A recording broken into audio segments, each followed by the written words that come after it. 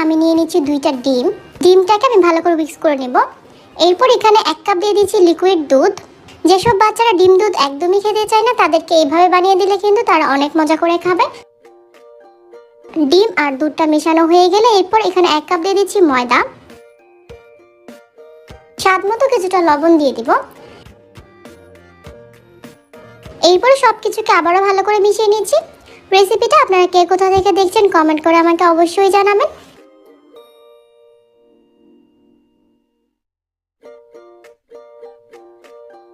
মিশানো হয়ে গিয়েছে। এখন এখানে আমি দিয়ে দিয়েছি 1/2 চা চামচের মতো বেকিং পাউডার।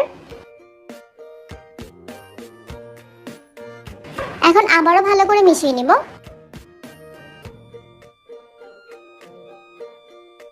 এরপর এখানে আমি 1/4 কাপ করে দিয়ে দিচ্ছি কুচি করে রাখা গাজর। 2 টেবিল চামচের মতো দিয়ে দিলাম ক্যাপসিকাম। 1/4 কাপ দিয়ে দিচ্ছি আলু গ্রেট করে রাখা, আর আলুটাকে দেখতেই পাচ্ছেন একদম মিহি করে গ্রেট করে নিয়েছি। 1/4 কাপ দিয়ে দিচ্ছি টমেটো কুচি। কাঁচামরিচটা স্বাদ মতো দিয়ে দিবেন। এখন এখানে বরবটি দিয়ে দিচ্ছি কুচি করে রাখা 1/4, পেঁয়াজ কুচি 2 টেবিল চামচ, 1 টেবিল চামচ দিয়ে দিচ্ছি ধনিয়া পাতা।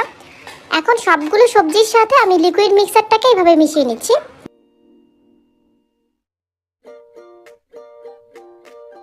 মিশানো হয়ে গিয়েছে। এখন এখানে আমি গোলমরিচ গুঁড়া দিয়ে দিচ্ছি 1/2 চা চামচ, অরিগানো দিয়ে দিচ্ছি 1/2 চা চামচ। এতে করে এই ফ্লেভারটা কিন্তু অনেক বেশি ভালো আসবে। বাচ্চাদের জন্য তৈরি করলে এখানে গোলমরিচের পরিমাণটা আরো কিছুটা কমিয়ে দিতে পারেন বা বাদ দিলেও হবে। পরোটার মিক্সারটা রেডি হয়ে গিয়েছে।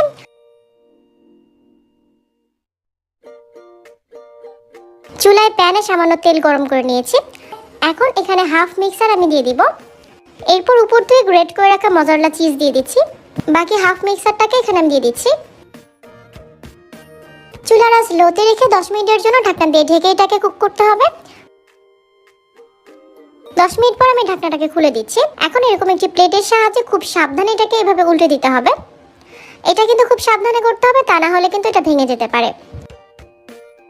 অপর পাশটাও 5 মিনিটের জন্য একইভাবে আমি রান্না করে নেব। হয়ে গিয়েছে। এখন এটাকে আমি নামিয়ে সার্ভ করে নিচ্ছি।